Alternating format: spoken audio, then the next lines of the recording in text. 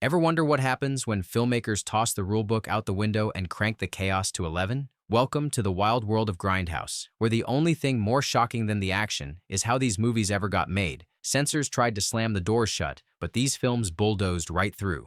Ready to meet the movies that laughed in the face of authority? Strap in, you might not believe what's coming next. Blood Feast. When it comes to breaking boundaries, Blood Feast didn't just nudge the line, it trampled it in bright red syrup. Released in 1963, this wild ride is often called the grandparent of the splatter film. Herschel Gordon Lewis, working on a shoestring budget, filmed a story about an Egyptian caterer who gets a little too creative in the kitchen. People came for a party and left the theater queasy, with scenes of tongue removals and body parts that had never appeared on screen before. The special effects might look rough by today's standards, but that's part of the charm. Imagine seeing this for the first time in a quiet drive-in, only to find yourself gripping the armrests as the camera refused to cut away. Audiences fainted, censors screamed, and a new era of horror was born. One where blood wasn't just hinted at, it was painted across every scene. What makes Blood Feast legendary isn't just the guts and gore, but the gleeful way it embraces its own messiness. It's the movie that told the world, you don't need permission to shock, you just need the nerve.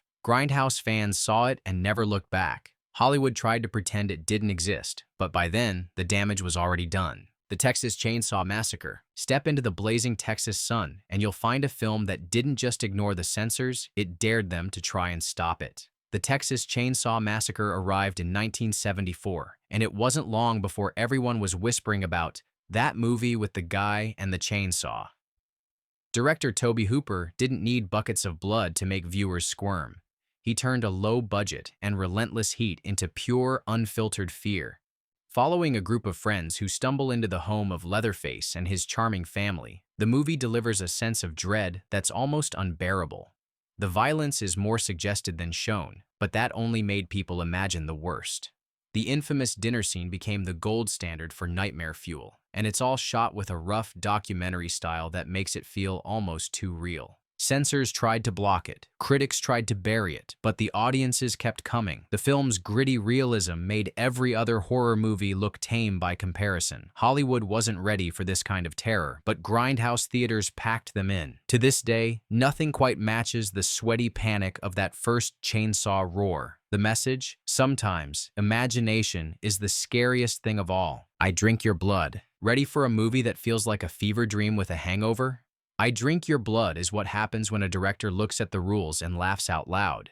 Released in 1970, this one's about a group of rabid hippies terrorizing a small town until a young boy serves up a dose of revenge, with meat pies spiked with disease. Yes, you read that right. The story sounds wild because it is. Watching the town spiral into madness, with people foaming at the mouth and chaos spilling onto every street, you almost wonder if the filmmakers dared the censors to show up. Parents' groups protested, theater owners got nervous, and posters promised scenes too shocking for the faint-hearted. It's messy, it's rowdy, and it barely slows down long enough for you to catch your breath. What really sets I Drink Your Blood apart is the reckless energy. It's as if every frame is trying to outdo the last, pushing limits just to see what would happen. The result? A cult classic that stands as proof that the wildest Grindhouse movies never played it safe. Censors lost this round, and fans still can't get enough of its unhinged madness. Ms. 45. In a city that chews people up and spits them out, one woman decided she'd had enough and took matters into her own hands. Ms. 45 exploded onto the Grindhouse scene in 1981, turning heads and dropping jaws. Directed by Abel Ferrara, the story follows Thana, a mute seamstress who transforms into a silent avenger after being attacked. Instead of fading into the background, she grabs a pistol and rewrites her story with every bullet. Zoe Lund's performance is nothing short of electric. She doesn't say a word, but every glare, every silent step lets you know she's not going to take it anymore. The film's New York City is dirty, dangerous, and pulsing with danger around every corner. Ferrara's direction keeps things gritty and raw, never shying away from uncomfortable truths. Censors hated it, critics argued about its message, but the audience cheered. This wasn't just another revenge flick, it was a gut punch to anyone who thought Grindhouse movies couldn't be smart and angry at the same time.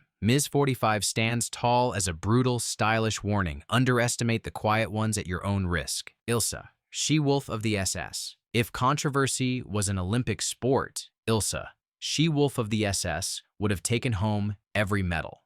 Released in 1975, this movie didn't just flirt with outrage, it married it, divorced it, and then threw the wedding cake out the window. The story centers on Elsa, the ruthless commandant of a prison camp, running experiments and punishments that left censors fuming and audiences shocked. What makes Elsa unforgettable is the over-the-top approach. The movie isn't interested in subtlety. Instead, it dives headfirst into scenes designed to disturb and provoke.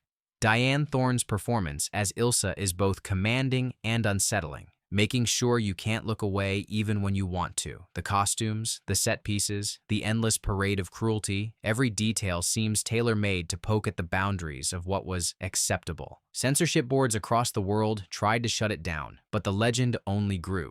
Midnight screenings sold out, and word of mouth turned it into a touchstone for Grindhouse bravado. Love it or hate it, Elsa She Wolf of the SS made one thing clear. Some films don't ask for permission. They just kick the door down and dare you to look away. For Grindhouse fans, that's the whole point. Rolling Vengeance. Some movies settle for a car chase, but Rolling Vengeance said, why not a monster truck rampage? Released in 1987, this Canadian gem tossed caution out the window and barreled straight into Grindhouse history, when a truck driver's family is wiped out by a gang of wild troublemakers. He doesn't call the police. He builds a custom monster truck decked out with spikes and a massive skull, then takes justice into his own hands. Every scene feels like the movie is daring you to believe what's happening. Trucks roll over buildings, bad guys get crushed in ways that would make cartoon villains jealous, and the line between justice and mayhem disappears. The special effects may be homemade, but every crash is delivered with a wink and a grin. Censors scratch their heads, unsure if they were supposed to laugh, cry, or call for backup. Meanwhile, Grindhouse audiences cheered with every squish and explosion. Rolling Vengeance proves that sometimes the best way to answer a world gone wrong is with 4 feet of steel and a wild imagination. It's the kind of film that asks, why play by the rules when you can just flatten them? And you know what? Sometimes that's exactly what people want to see. Savage Streets. In a decade obsessed with pastel suits and power ballads, Savage Streets brought Grindhouse grit right to Hollywood's front lawn. Linda Blair stars as Brenda, a high schooler who becomes a leather-jacketed force of nature when a ruthless gang attacks her sister. What follows is a high-octane spree of street justice, rock anthems, and brass-knuckle showdowns. Director Danny Steinman lets nothing slow the momentum. Brenda's transformation from ordinary teen to Avenger is electric. Every scene pushes harder, with neon-lit alleys, rooftop fights, and a finale that feels like a punk rock opera. Linda Blair sheds her innocent image and embraces raw vengeance, delivering zingers with every punch. Censors weren't prepared for the mix of teen drama and brutal payback. The violence is direct, the energy is relentless, and the message is simple. Underestimate the underdog at your own risk.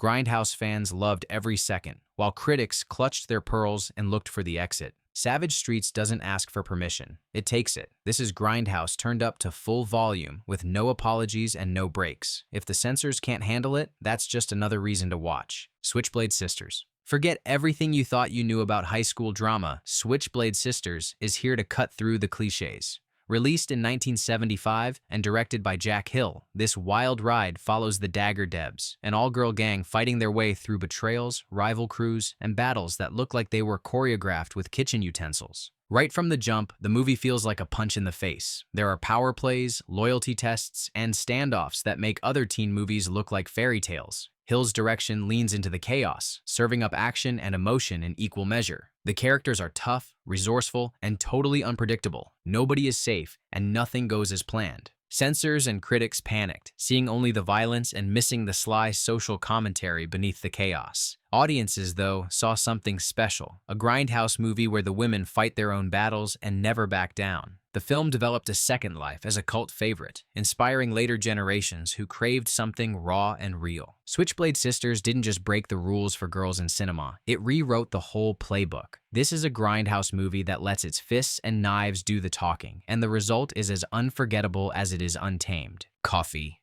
When Pam Grier stormed onto the screen as Coffee, she wasn't just breaking rules, she was making new ones. Directed by Jack Hill, this 1973 classic introduced the world to a nurse who becomes a vigilante after drugs rip her family apart. Forget helpless victims. Coffee is the hero, the avenger, and the judge, all rolled into one. Armed with a shotgun and attitude, Grier's performance is explosive. She hunts down crooked doctors, mob bosses, and anyone else who gets in her way, delivering justice on her own terms.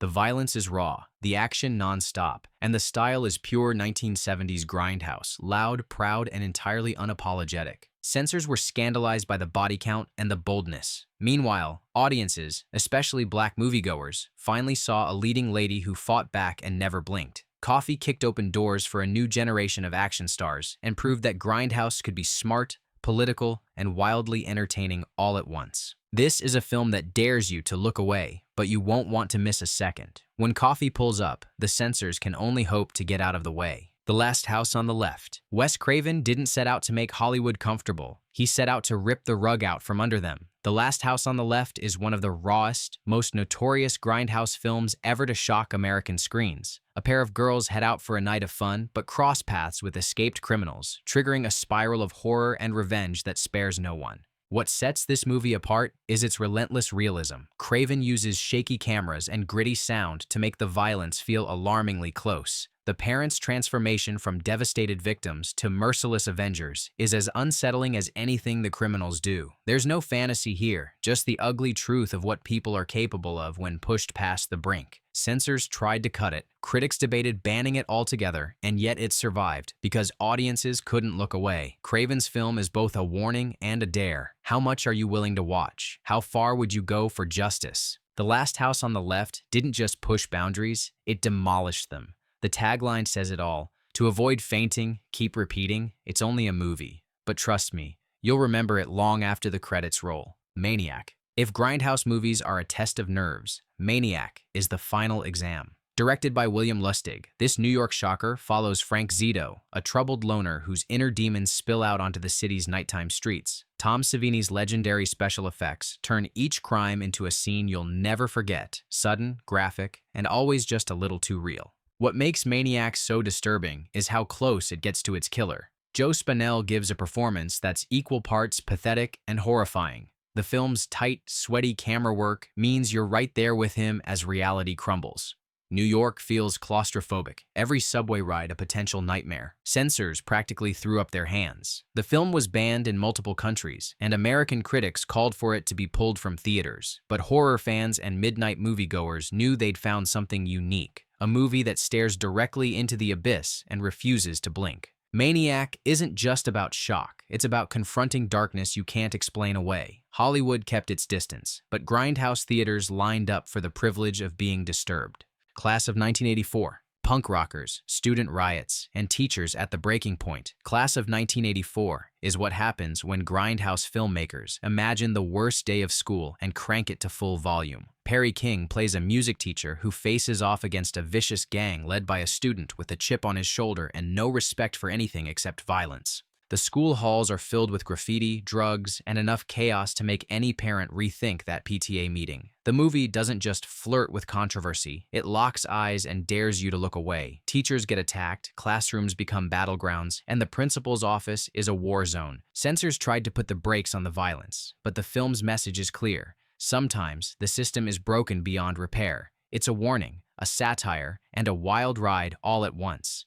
The closing showdown between teacher and gang leader is one for the ages, messy, desperate, and unforgettable. Class of 1984 didn't care about comfort, it cared about impact. Grindhouse fans lined up, and the movie's influence can still be seen in every School's Out for Chaos story since. Death Race 2000. Talk about putting the pedal to the metal. Death Race 2000 is what happens when you hand the steering wheel to the wildest side of Hollywood. Produced by Roger Corman and starring David Carradine and a pre-Rocky Sylvester Stallone, this cult classic imagines a dystopian future where the most popular sport is a cross-country car race, where scoring points means mowing down pedestrians. Every frame is soaked in cartoonish violence and black humor. The cars look like something out of a fever dream, armed with spikes, blades, and wild paint jobs. The rules of the race are simple. Win at any cost, and the more carnage, the better. Audiences loved it, critics were shocked, and censors scrambled to figure out what they'd just seen. Death Race 2000 is gleeful, anarchic, and totally unique. It skewers American obsessions with fame and violence long before reality TV existed. The film's wild spirit has inspired countless imitators, but none capture the original's reckless glee. This is Grindhouse, with its foot firmly on the gas, and there's no sign of stopping. So, which of these Grindhouse troublemakers had you squirming, laughing, or questioning your own taste in movies? That's the magic. When censors say, no, Grindhouse says, try and stop us. From monster trucks to chainsaws and unstoppable heroes, these films rewrote the rules and dared you to watch. If you've survived this list, tell us which film shocked you the most in the comments. Smash that like, subscribe for more movie mayhem, and remember, in Grindhouse, the only rule is that there are no rules.